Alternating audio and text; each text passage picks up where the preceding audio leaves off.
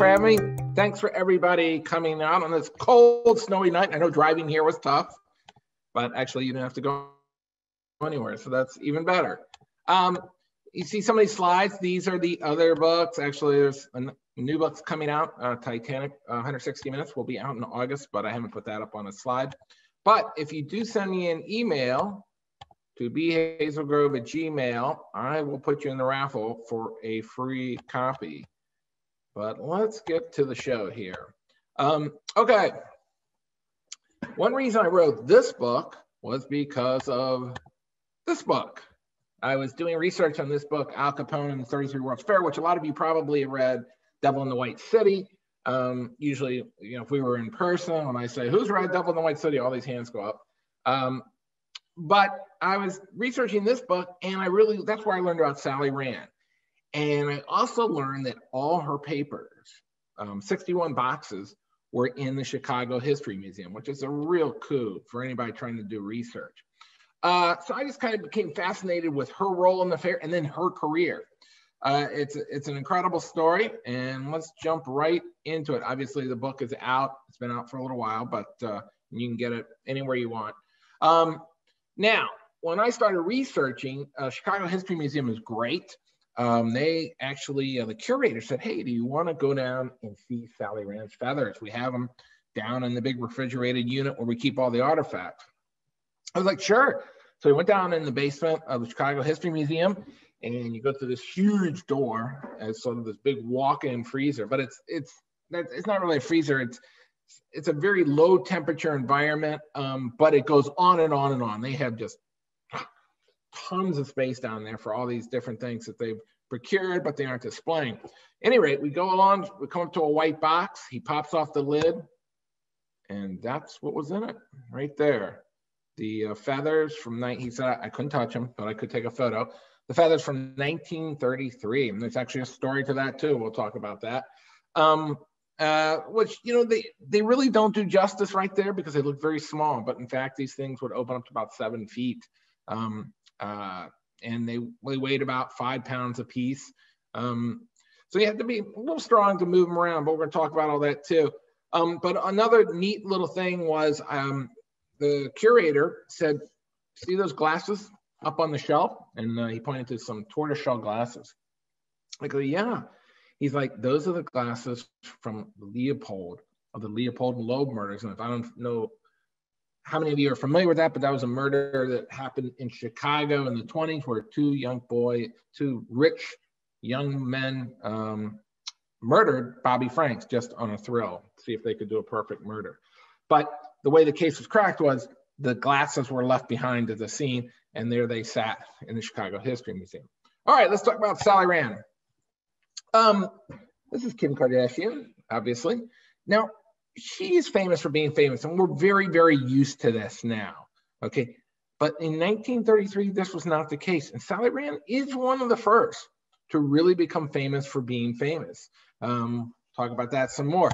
Now, what's fascinating about her is she will become a cultural icon for 40 years. Here she is during World War II, you know, hanging out with some of the GIs there. But to understand Sally Rand, we really, move my screen around here a little bit. We really have to understand the fair. Now, this is the 1893 fair. And, you know, the fair Sally Rand will be involved with is 40 years later, the 1933 fair. This fair was called the White City. It was all lit up. It was a very illuminated fair at a time when electric lighting was very new. People were just amazed. They came in from the dark countryside, and there was this mecca of lights. Now, for our purposes, the thing we want to take away from it is this, the Hoochie Coochie. Okay, and her name was Little Egypt, and she danced at the fair. And Sally Rand's going to take her dance and take it one step further. But this was the advent of the Hoochie Coochie, which, you know, sort of became a standard. So she sort of set the bar, and then there was a bar that Sally Rand would break. Now, if we're all sitting in a, you know, auditorium or the library, I would say, who's this? And everybody'd be like, H.H. Holmes. H.H. Holmes was the bad guy in Devil in the White City who did all those nasty things to young women. And, you know, the thing I want to take away from this is urbanization. All these people were leaving the farms and going to the cities, and guys like Holmes took advantage of that. Now, 40 years later, Chicago did it again. So, you know, one thing intriguing about the 33 fair was that nobody really talks about that one. Everybody talks about the 1893 fair. And I did an interview with Rick Cogan on WGN, and he's Mr. Chicago, and he didn't know a lot about the 1933 fair. This fair was called the Century of Progress. It was a science fair, basically. You know, and it started off as a fair to celebrate Chicago's incorporation, 100 years, but they quickly decided, who wants to see a bunch of dusty history stuff? And so they became a science fair, this sort of fair of the future. Now, this thing right here that you're looking at, that's called the Sky Ride. That's 625 feet up. And people would go back and forth in like a little Pullman car. You think, so what? Well, it was a big deal because of this. Only 10% of the people owned a car in 1933, and nobody had flown. So it was sort of like flying. So you went to a fair to go wow. You went to a fair to just be impressed. And this will be Sally Rand's vehicle to fame. Now, the Sky Ride there is what people are supposed to remember. That's called the kicker. But that's not going to be the thing people remember. Sally Rand is going to be the one. Now, who is she? Her name is Harriet Beck. She's a hillbilly. She's from the Ozarks. And you can see her there in all her glory. Now, she's only 5 foot tall, and she's very athletic, and she's fearless. And you have to keep this in mind as we talk about her, because she will do things that nobody else will do. And, you know, and time again, this will stand her in good stead. Also, because she's so athletic, she's also able to pull off physical stunts nobody else could either.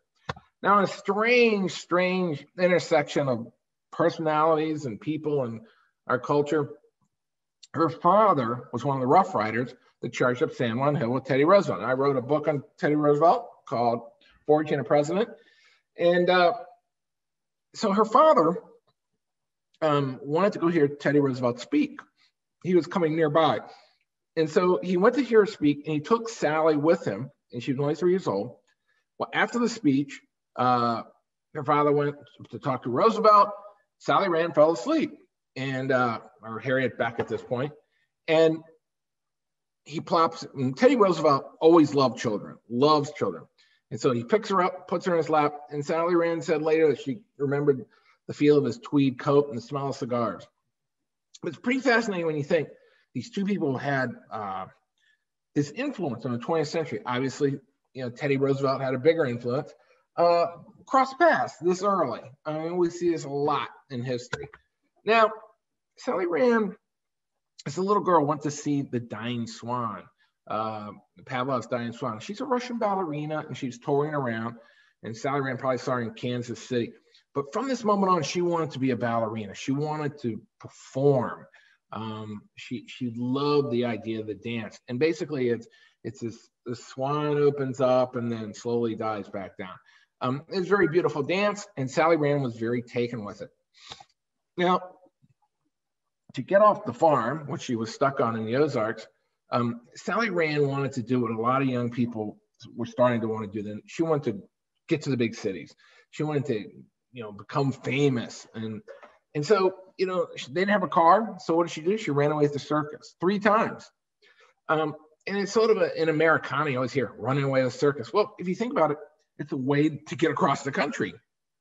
It's a lot of people would do things like that. Because again, only 10% of the people in the car, you know, trains were expensive and nobody flew really. When she starts with the circus, she ends up being a trapeze artist. And this again shows you how fearless she is to be able to do something like this, because I mean, this was very risky. But again, she's only 5 foot tall. She's very strong. She's athletic, and she has no fear. So she could just adapt to doing these things. Now, she finally makes it out after the 3rd time. Each time her parents would bring her back from the circus. She finally makes it out to the West Coast, bumps into an unknown producer named Cecil B. DeMille. DeMille says, you know what, you're the most beautiful woman I ever saw. You belong in movies. Now, he's trying to make silent movies, and nobody's heard of this guy. But he immediately says, what's your name? And she says, it's Harriet Beck. He's like, no. He looks around his office, and there's an atlas. And he goes, it's Sally Rand. and the name sticks. You know, a lot of times people change their names, especially at this time when nobody was really traced with social security numbers and all this stuff. So people would habitually change their names. But this name, really, she became Sally Rand. And here's where it gets fascinating. He puts her in 20 silent movies, and she starts to become a movie star. Not bad for somebody who ran away with the circus, right? Where she just takes off, not knowing really what she's going to do, bumps into Cecil B. DeMille. Now I'm going to say something here about Sally Rand. She had a strange ability to put herself right at the center of things when it mattered most. And we'll see this time and again. You know, call it a sixth sense, guts, just the ability to just come up with something that's going to change your life. Courage. I mean, whatever adjective you want to use, but she would do this time and again. And so here she is becoming a silent movie star. She's nominated as a Wampus Baby Star, which is this sort of organization. Joan Collins, all these other different people went through it, where basically they tried to predict who's going to become a star. And she was one of them. So, I mean, she was on her way. Here's a still from one of her films. And Sally Rand is very emotive with her face. Obviously, there's no voice. So this actually fit her very well. Now, she probably would become a big movie star. Maybe the next Norma does, who knows? But this happened, the jazz singer. And the jazz singer was Warner Brothers' big experiment to see if talkies would work. And this was a huge gamble. They spent like $300,000 on this film, which was unheard of. And, you know, the guy had to cue up records while it was playing to make it all sync. But it worked. Al Jolson came out, said to the audience, "You ain't seen nothing yet." People freaked out. They'd never seen this before. But what did that do? It killed silent movies right there. They're over. I meant everybody who was in silent movies had to take a screen test with sound. Sally Rand included. She did. Guess what? She had an Ozark accent, a lisp, and an inability to emote. We're going to talk about this some more. She could not project her voice. So she was done. Cecil B. DeMille gives her walking papers. She takes her last $5, tries to go onto Broadway, or not Broadway, onto vaudeville. That doesn't really work out. The Great Depression hits. She ends up in Chicago, broke. And by the way, the Chicago Tribune did a story on the book and Sally Rand, and we shot it right out here at the Chicago Theater. It looks exactly the same. I'm sure a lot of you know that. But Sally Rand performed here as well. But it's the Great Depression. And Sally Rand is literally sleeping in alleys and eating off other people's plates in restaurants. She is hit bottom. You know, her movie career is gone. Country's in just this horrible depression. Chicago is really hard hit. A third of the people are unemployed. Now, these soup kitchens, just so you know, this was not Chicago, you know, funding these soup kitchens. Al Capone was funding these soup kitchens, and people knew it. And I've had many people come to me in Barnes & Noble and say, you know, Al Capone, he saved my family. And what they're talking about is these soup kitchens, right? Well, so Sally Rand gets a break. There's a Paramount Club having tryouts on State Street. So she goes to a secondhand store before that, sees some big ostrich feathers, all right? And she buys them. And she's thinking, I can do something with these, gets a little outfit, goes to the tryout, and she quickly realizes her outfit won't fit. A woman next to her says, hey, why don't you just go on naked? So she does. And she gets the job. Go figure, right? But, you know, immediately, and this is something we ought to talk about Sally Rand. Sally Rand will always see herself as wanting to get back to Hollywood. She will always see herself as a movie star doing the fan dancing until she becomes a star again. She never really gives that up. So she's kind of looking at this, you know, dancing at this sort of seedy club on State Street in Chicago as a way to just get some money and to get hopefully back to Hollywood. But biggest show in town is there in Chicago, and that's the Century of Progress, the 1933 World's Fair, which is no small thing. This thing is right here. It's basically a city on the lake. It uses as much power as Madison, Wisconsin. Has its own police department, fire department. It employed 20,000 people, and everybody had health care better than we have today. And it was disposable.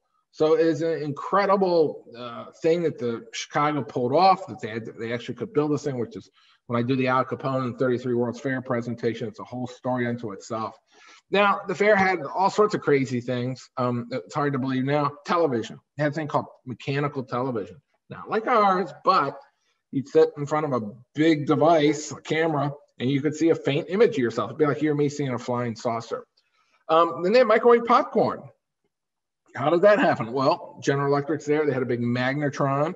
They throw popcorn kernels on the floor, and then they zap them with the magnetron. Probably zapped everybody else in the room because they didn't understand microwaves at the time. Now, World's Fairs were world events. Everybody came to them like moths to a light. This girl came too. Her name was Judy Garland. She came with her mother and her sister. Horrible singing and dancing act. Her words, not mine. And she gets in a fight with her mother. Now, the fair opens and it's hot. Chicago was having a heat wave. It's like 100 degrees. Everybody's wearing all this wool because they don't wear shorts. And so she gets in a fight with her mother and leaves the fair. Goes to the Biograph Theater where she sees a guy in the lobby. And by the way, she goes to the Biograph Theater because it's air conditioned. She sees a guy in the lobby who she thinks she knows and says, "Hey, mister, she thinks he's a movie star. Can I have your autograph?" She said, "Sure, little lady." So he gives it to her. 3 hours later, he's shot dead in the alley. John Dillinger. She tells the story 25 years later, but it shows you how the fair was just a magnet for all these people, all over the country to go to. They really were world's fairs. Now, again, the Sky Ride is the big kicker. This is supposedly going to be the thing people are going to remember. It was the Ferris wheel at the 1893 fair. That was a big thing that people remembered. So the Sky Ride's supposed to be that thing. But the opening night's going to change all that. So they had the opening night of the fair. Sally Rand, by the way, goes to the fair earlier to try out and get a job. And they're like, we don't need a fan dancer. So that's that. Now, the opening night of the fair, they have a special celebration for all the rich and influential people of Chicago. And there's a stage. So general public's not there yet. Now, the World's Fair is on Norley Island.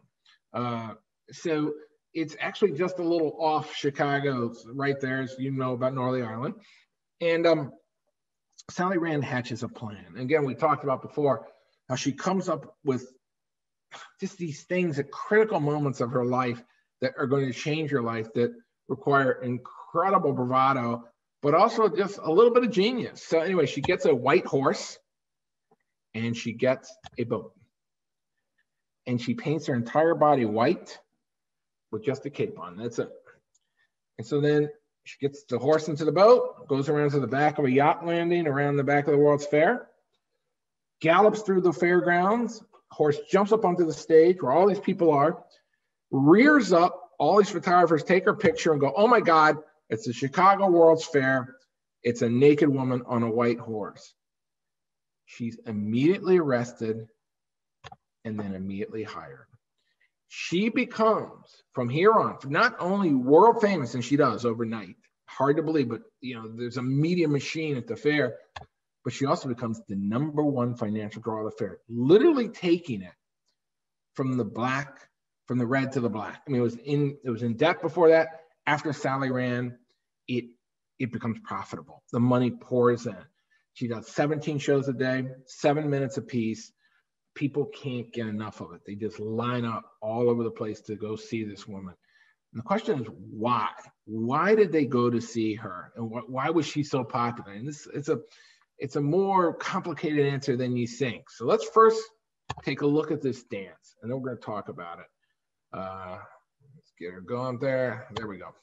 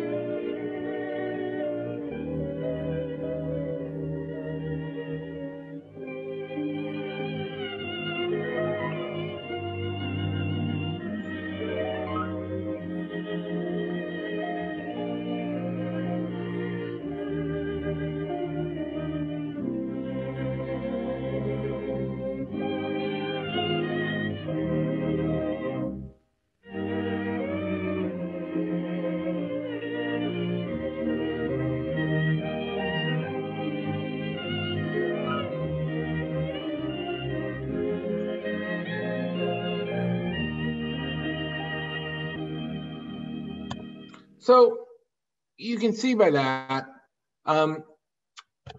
this dance, it was performed under blue light to classical music. This is the worst year of the Great Depression. You know, we can escape in Netflix, we can turn on television, we're just gone. Couldn't do that in 1933. You were pretty much stuck in reality, but you could go in here and for 7 minutes, you were just gone. You were just lost in this world while this woman did this dance. And it was mesmerizing for people at this time. Now, Sally Rand, again, in this background, just really hard times. You know, Sally Rand also provided a sort of story of a girl who runs away and she makes it. She starts making like $5,000 a week in Depression era dollars, which is amazing money. And she has a girl next door quality about her. It's sort of innocence that comes through. I mean, when you think about it, it's kind of strange to say about this woman who's naked behind these ostrich feathers, but it's true. And another thing is, Sally Rand became a star. And it's hard to say why one person becomes a star and the other person doesn't. We'll talk about this some more. But she does. And it's overnight fame, just the next day. Now, she modifies her dance a little, and she comes up with the bubble dance, where she actually had this bubble specially made, actually by the government, because she had to use this special rubber and all this stuff. So let's take a look at the bubble dance.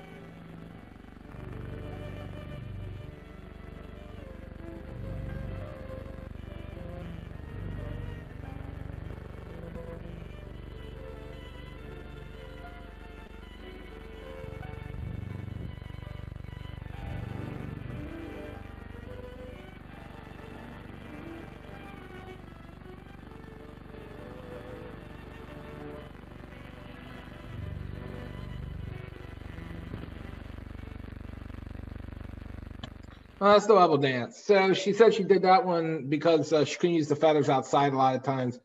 It gets too windy. Now, every time Sally Rand dances, she gets arrested for indecency.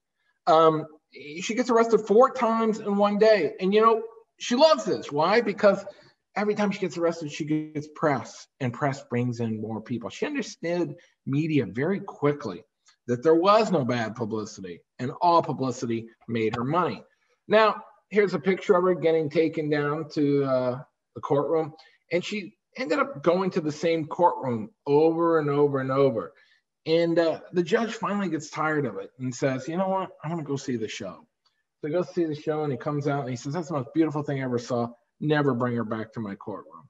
But again, for Sally Rand, it was all good. And Chicago was making a lot of money from the fair. It was going directly into Chicago. Chicago needed money. So they were not going to stop the #1 financial draw of the World's Fair. Now, Sally Rand, her entire life, strange things would happen to her that could be disastrous for anybody else. But she somehow would survive them. So the first year of the fair ends, and Sally Rand, the fair decides Sally Rand's too risky for the fair. They were getting pressure from a lot of people to clean it up.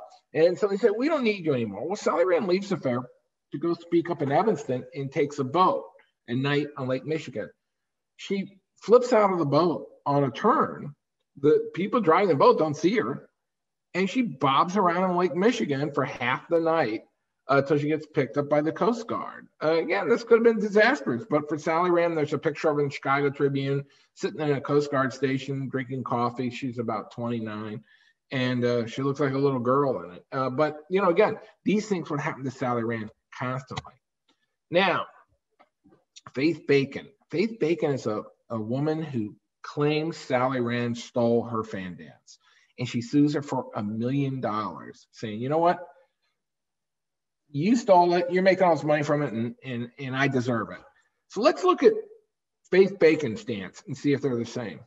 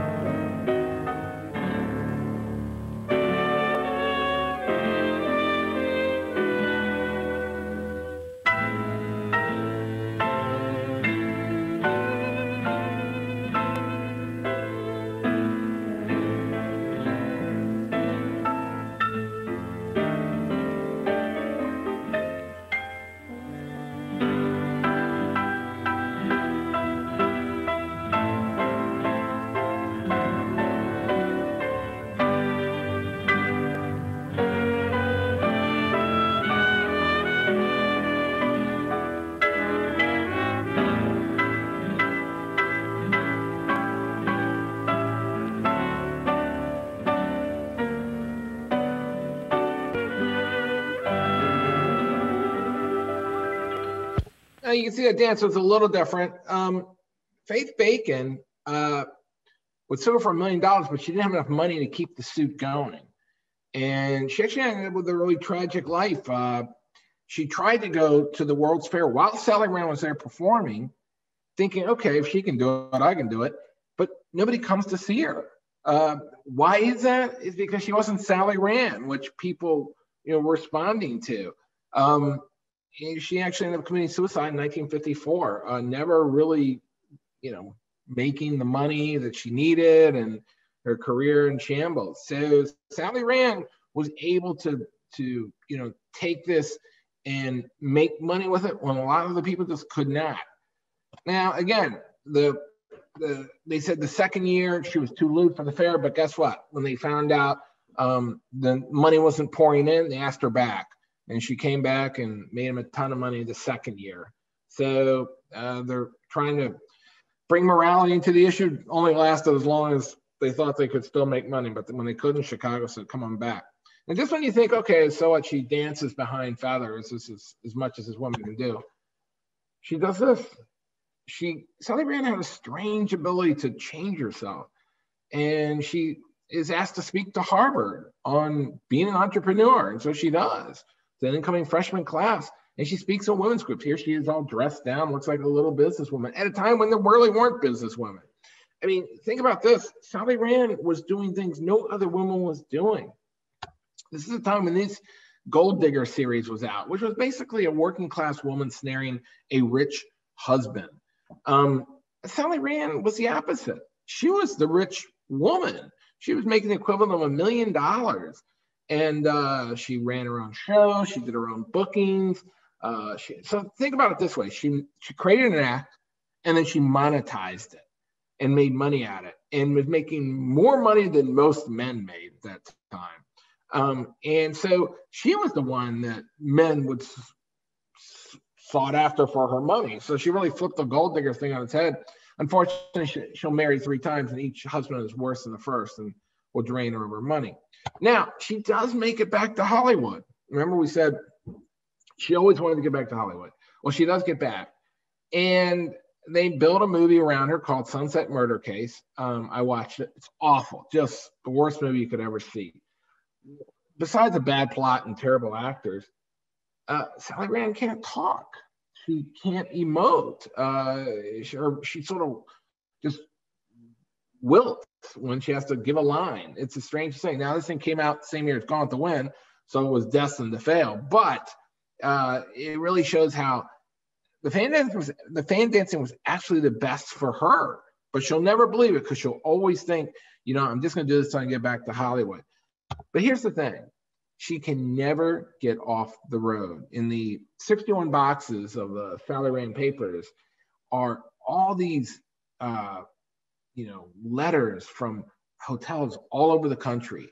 And it's sort of sad, because it had to be a lonely life. She just, going from one town to another. And she had a lot of people to support. Not only would she marry these men who would sort of drain her money, but she also had her family that had moved to California that she had support.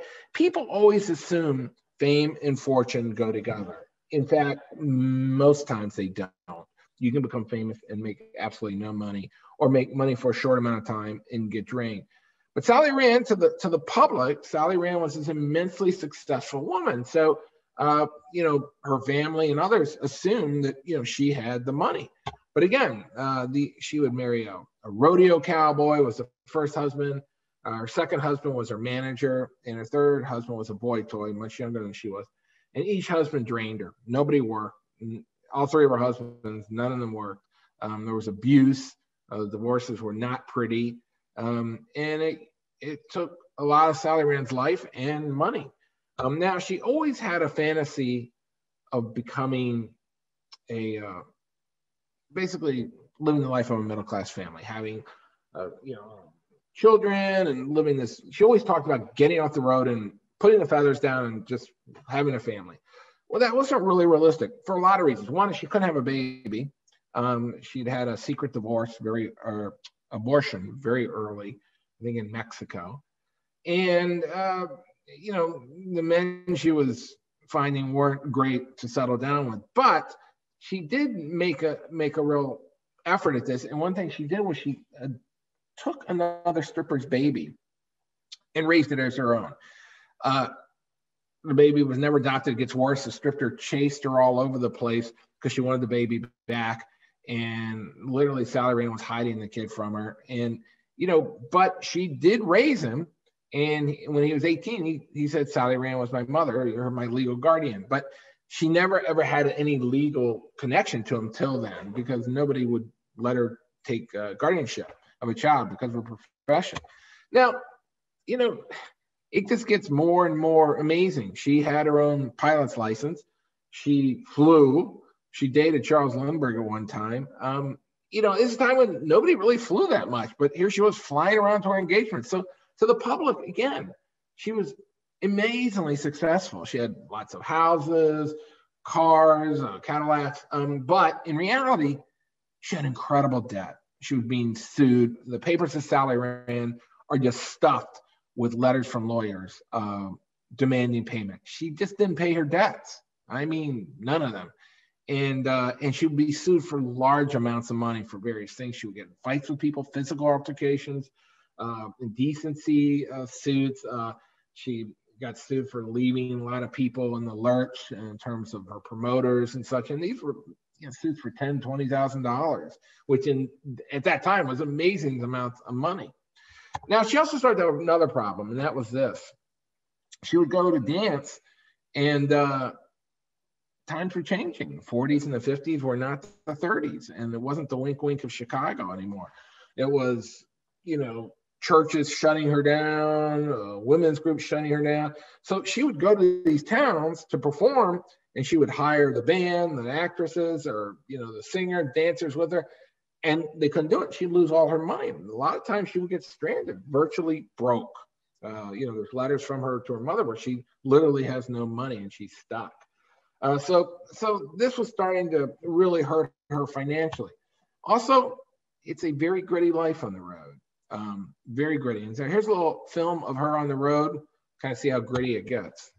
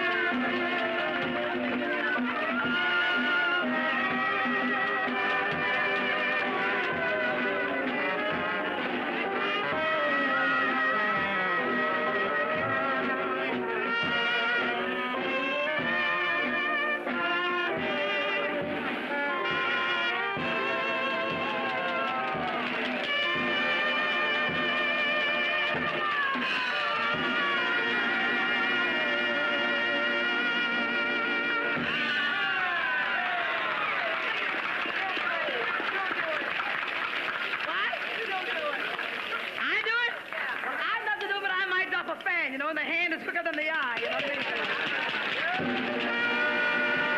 mean? So you can see there's not a lot of glamour there. She would end up in fairgrounds where the cattle are in like the next tent. these dusty old fairgrounds after driving all night. It wasn't Hollywood. And she would get bitten by people who got too close. People would throw things at her. She got actually robbed one night in her dressing room. It was a tough life on the road. Now, the question is, what did Sally Rand wear? And a lot of times she wore nothing, but she also wore a bodysuit. And this bodysuit was the super thin material that she would adhere to her skin with the same adhesives plastic surgeons use. So it was hard to tell where her skin started and this material stopped. And a lot of times she'd get arrested. She would say to the police, "I'm not naked." And they wouldn't believe her until they got her to the station and they realized, in fact, she had this very thin material on. Now, Sally Rand didn't really understand her own fame.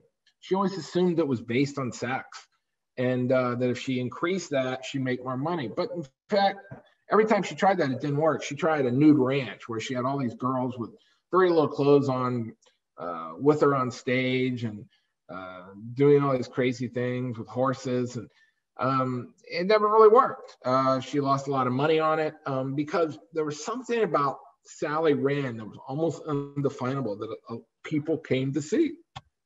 It's a tough road that she's on, and she would take Benzedrine, which is a speed, keep going. She was a chain smoker her whole life. Literally, her assistant or maid would have a cigarette waiting for her when she came off, and she declared bankruptcy many times just because she had the government money, she owed people money, she was getting sued constantly, and so these rolling bankruptcies were, would keep her out of basically financial distress and allow her to keep going. But she had to make deals with the IRS and all sorts of things. And again, we find this a lot with people who make a lot of money for a shorter period of time and then it dries up. But again, just when you think, okay, well, she's obviously belongs to the 30s, 40s, and 50s, she goes on. And Warner Brothers makes a cartoon around her called Hollywood Steps Out. And this was a guy named Tex Avery. He made these Looney Tune cartoons. You've probably seen them. And these were played in movie theaters. And he built this whole cartoon around her with Bing Crosby, Edward G. Robinson, Fred Astaire, Humphrey Bogart. It was a big cartoon for its time, and she was at the center of it. It only worked if people knew who you were. So Sally Rand was staying culturally relevant and staying in the media. But the thing is, she can never get off the road. So here she is, like a little older. Sally Rand also was very open about changing herself to keep herself fit, be it plastic surgery or whatever. She is a nudist. I mean, she doesn't believe in clothes. She feels very comfortable being nude. Now, in 1957, she ends up on To Tell the Truth. Now, which is very interesting because To Tell the Truth only works if the people at home, right, televisions come, and people at home know who this person is. So let's watch this episode. It's pretty fascinating.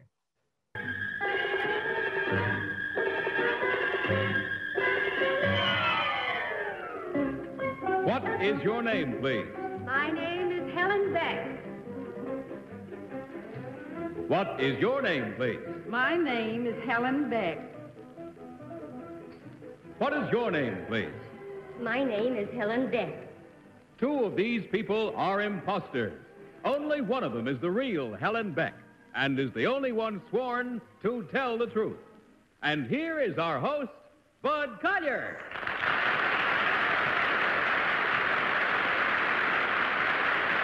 Thank you. Thank you and good evening. This, as you know by now, is a game of deliberate misrepresentation, wherein four presumably smart people try to find out which one of three challengers has sworn to tell the truth. To Tell the Truth is brought to you each Tuesday by Geritol, America's #1 tonic, the high-potency tonic that helps you feel stronger fast. Right now, let's meet our cross-examiners. What is your name, please? My name is Polly Burton. My name is Ralph Bellamy. My name is Kitty Carlisle. My name is Carl Reiner.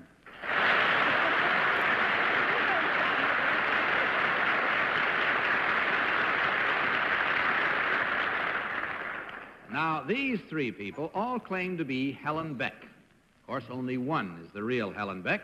The other two have assumed that identity, and, of course, they do not have to stick to the truth. Now, panel, in front of you, there is a copy of an affidavit. Will you please follow along while I read it? I, Helen Beck, am a first-year college student. I have been dancing since I was 6 years old, and at one time was under contract to Cecil B. DeMille. I appeared in several of his movie epics. I am perhaps best known, however, as the originator of the fan dance and the bubble dance, which I performed under my professional name, Sally Rand. I swear that the above statement is the truth, the whole truth, and nothing but the truth. Signed, Helen Beck. Now on with our game.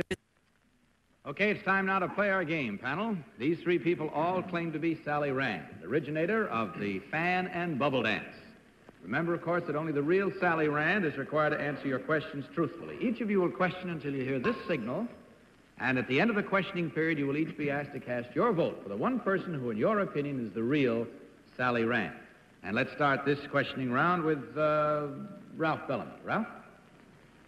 Number one, you say you made some moving pictures with Mr. DeMille.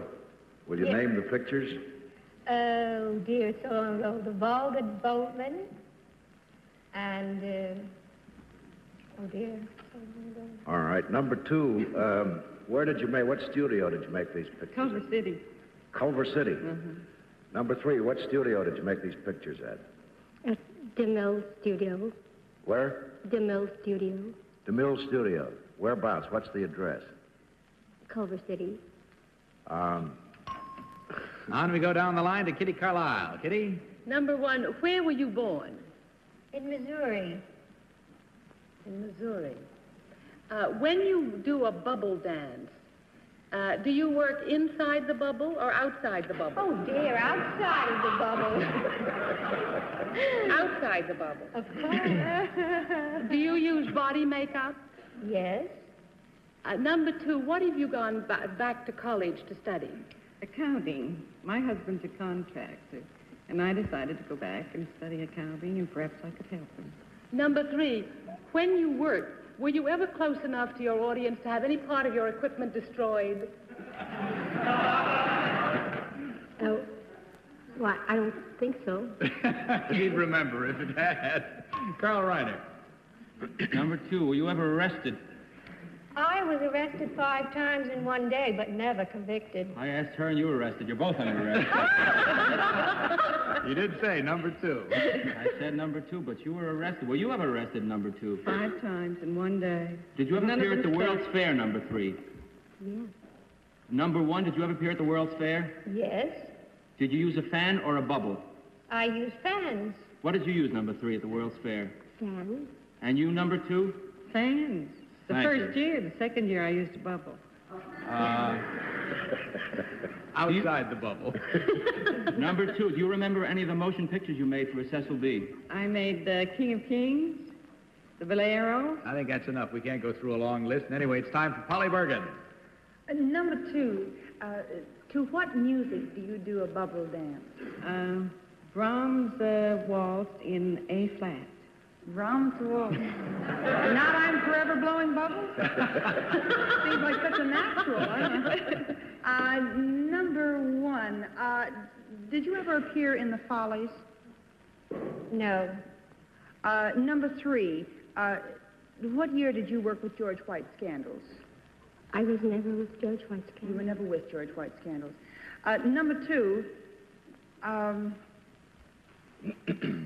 no. Have to call time on you, Polly. I'd love to know what that no is. Ralph? Number two, who was your predecessor with respect to the creation of a unique dance, and what was the name of the dance? My predecessor? Yes, somebody who created Faith Bacon. Number three, same question. Another kind of dance that made her famous. No, I don't know. Name the girl. Number one, would you know? No time to name the girl or find out anything more because it's time to vote, panel, believe it or not. So without consultation, will you mark your ballots and select either number one, number two, or number three? And may I point out that the team of challengers will get $250 for every incorrect vote. If they fool the entire panel, they can, of course, divide $1,000. All right, panel, you marked your ballots? Polly Bergen, for whom did you vote? I voted for number 3. Number 3. Yes. Why? Well, because I just took a chance. No, I don't think any of them are really Sally Rand. But I figured number 3 looked the most like she might be. We never distorted the truth to you before. I don't know. This whole panel and everybody connected is beginning to make me feel like they're all liars. All right, Ralph, whom did you vote? Number 3. And what was your reason, Ralph? Well, number 3 seemed to have a little fuller information at the Mill studio and a little quicker answers. I don't know. It's rather... Kitty, what was your vote? Number 3. You had a reason, I hope. I felt that number 3 had the determination to go back to college after a brilliant career as a fan dancer. And outside the bubble dancer. Carl? Number 3. Oh! Because I'm man enough to admit that one time in my life I must have seen this girl. And I recognize her, I think. Even though while she was bubble dancing, I was watching the bubble, but I recognize her face. You don't think we thought you were watching anything else, do you? The hands as she came The hands, of course. All right, well, our minds are made up, and I hope yours are, too. Now, don't cheat on us and change, because we're going to find out right now which one of these ladies is the famous fan and bubble dancer. Will the real Sally Rand please stand up?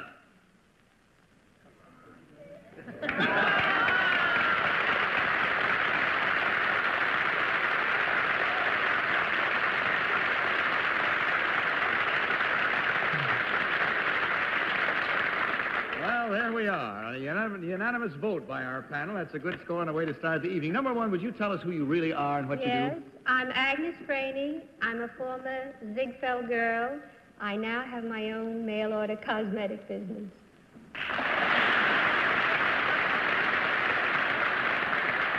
And how about you, number 2? What's the story on you? I'm Ann McGuire, and I'm a babysitter.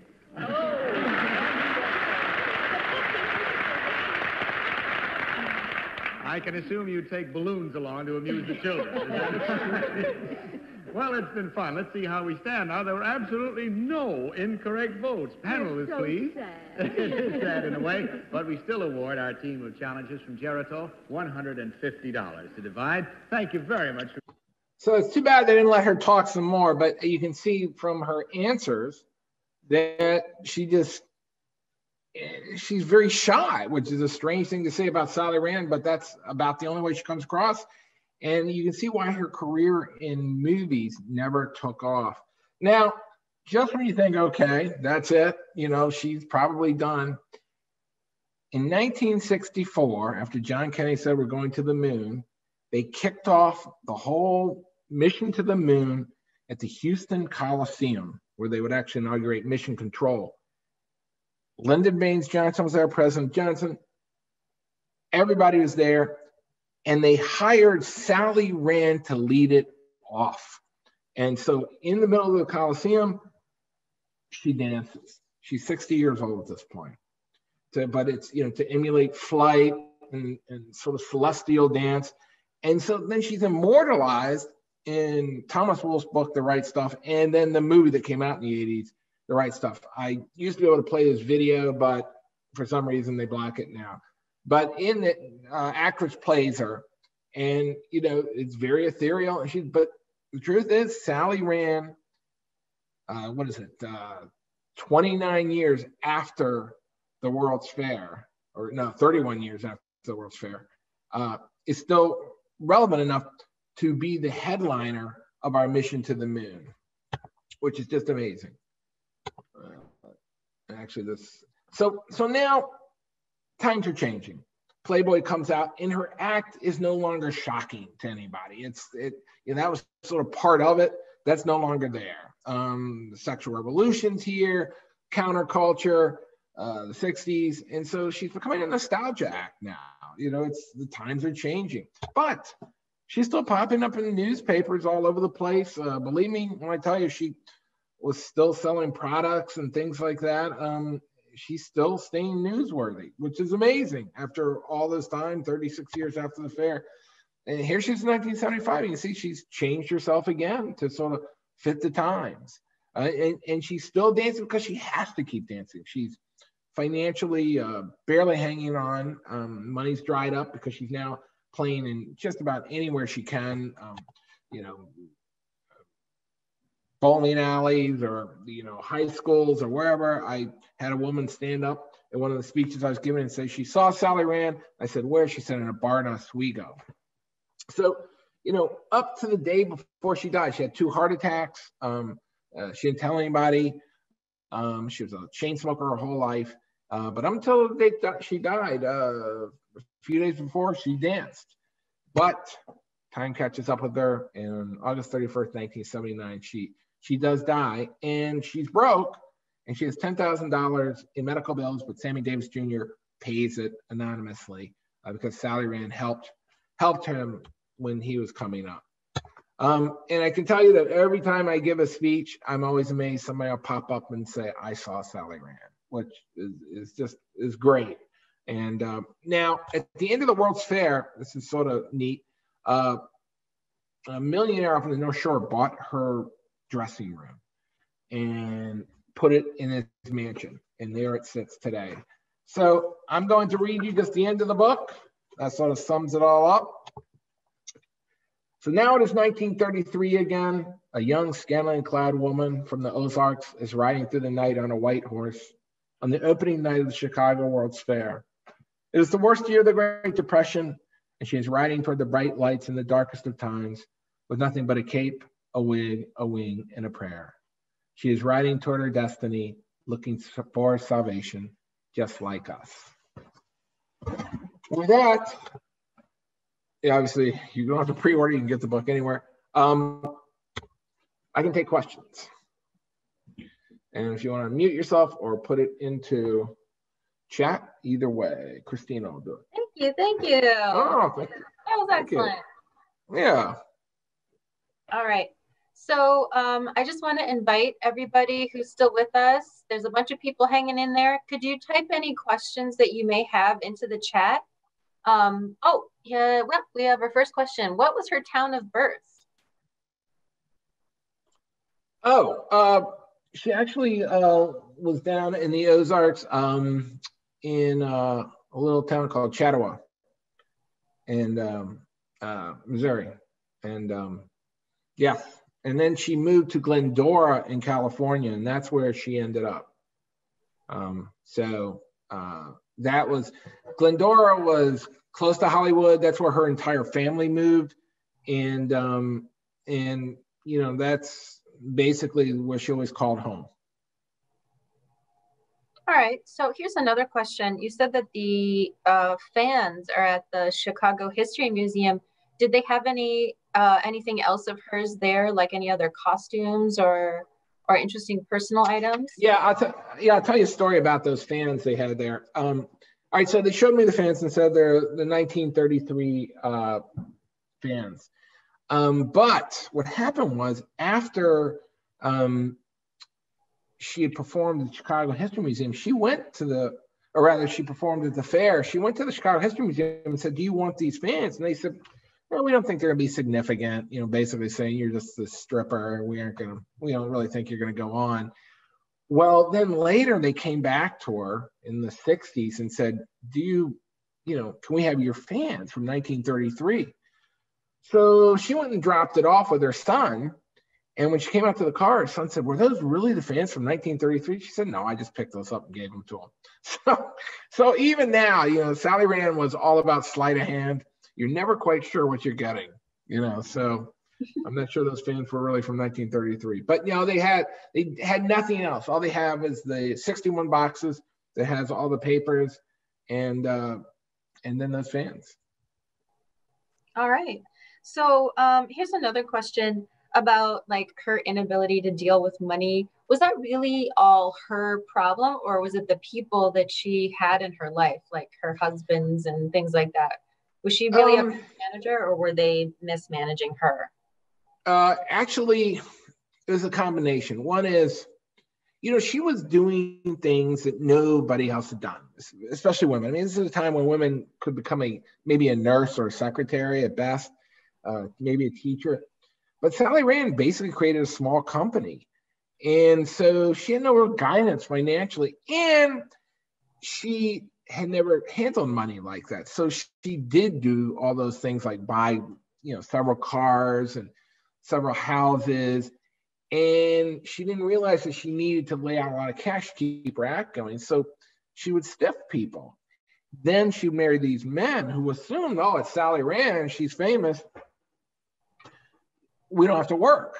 And they didn't. And so then they would drain her, and her family drained her because she bought, tell you the kind of money she made. She bought her family an orange grove orchard in California.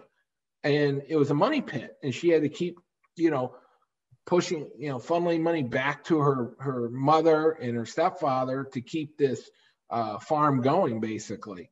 And, her whole life, she was really supporting a lot of people. And so literally she had to keep dancing, had to stay on the road to keep generating money. She'd get little windfalls from different things she would do. But so I'd say it was a combination. One, she did not know how to handle money. Two, she was sort of instant gratification. She was living the high life and, flying around on a plane and all that. But, three, she made bad choices for husbands, and she really didn't understand money, and why would she? She was basically this hillbilly from the Ozarks who, suddenly was making $5,000 a week. And why wouldn't she assume it's going to continue? But with a lot of famous people, we see this all the time with professional athletes, the money stops and they're broke. Yeah. So we have another question come through. Are the Sally Rand fans on display, or are they in the archives? They're unfortunately down in the basement, so they are not on display. Yeah. They should be. Maybe they'll display them one day, but no, they're down in that frozen basement. Okay. All right. And then just your final impression. Do you think she was like an early feminist? I think unwittingly she was, because first of all, in terms of sexuality, she really opened up a lot of barriers for women. You couldn't have a Lady Gaga or even a Kim Kardashian today if you didn't have a Sally Rand back then. She's the reason movies got rated. There's actually, the Hays office that gives us GPGR, they did that because of Sally Rand dancing in a movie called Bolero with the fan dance. And they said no fan dances. And then they created a rating system around that.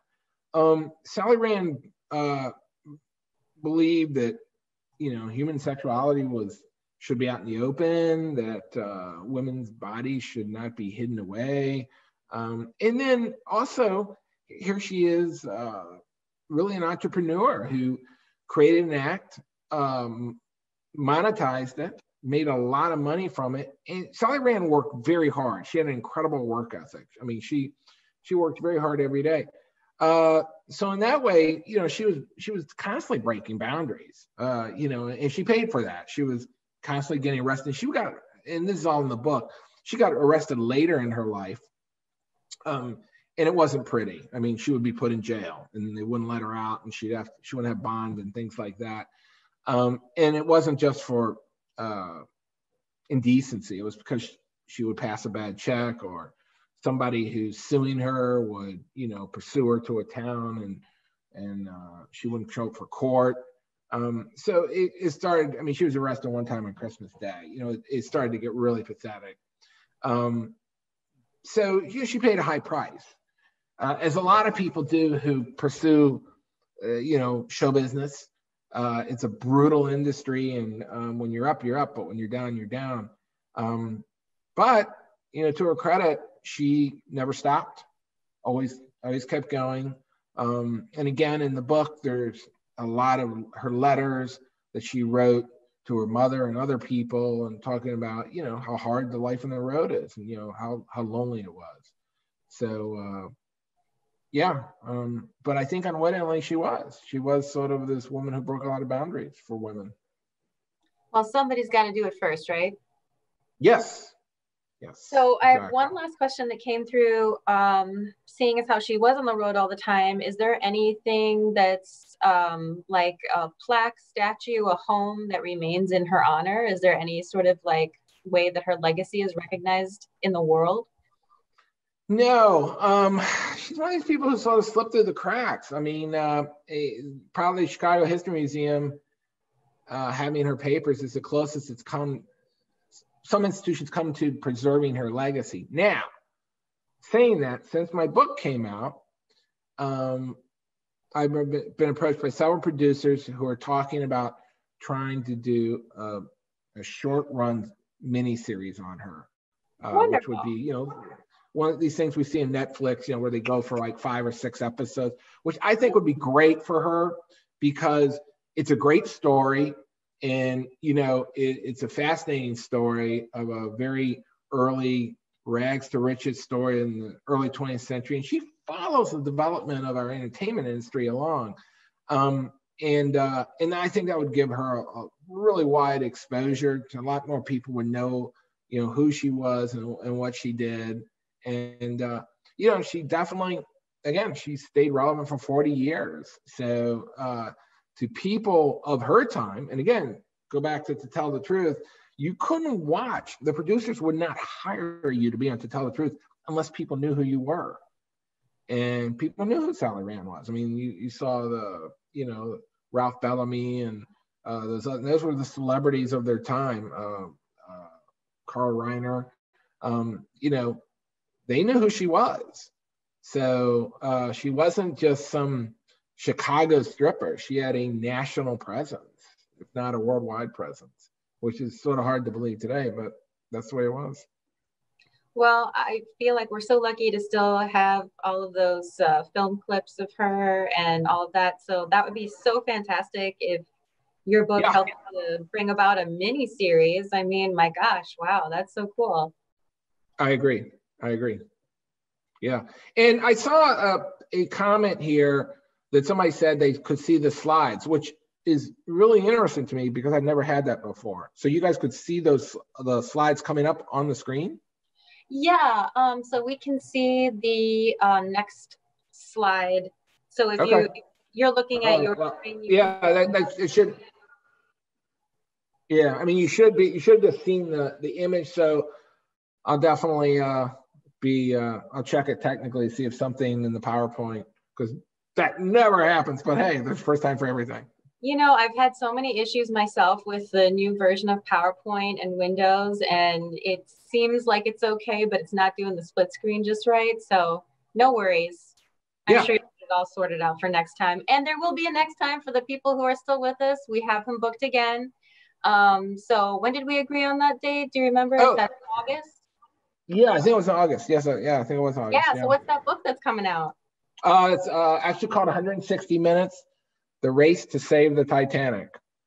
So for all you Titanic buffs, this will give you a very new insight into Titanic, believe me. It's really about the Marconi operators who were responsible for those 700 people being saved. Without them, we wouldn't know what happened to Titanic. So it's really, in the 160 minutes refers to, it was 160 minutes from the moment it hit the iceberg to when it sank, which is 2 hours and 40 minutes. So yeah. Well, for anybody who's interested, you can go online to our calendar, and I do have it on the calendar for August, so you can go ahead and sign up right now for that program. Great. All right. Well, thank you so much, William. It was great to have you. We'll see you back again soon. Oh, we've got people shouting out thank yous. Oh yeah, great. Thank you. Thanks for having me.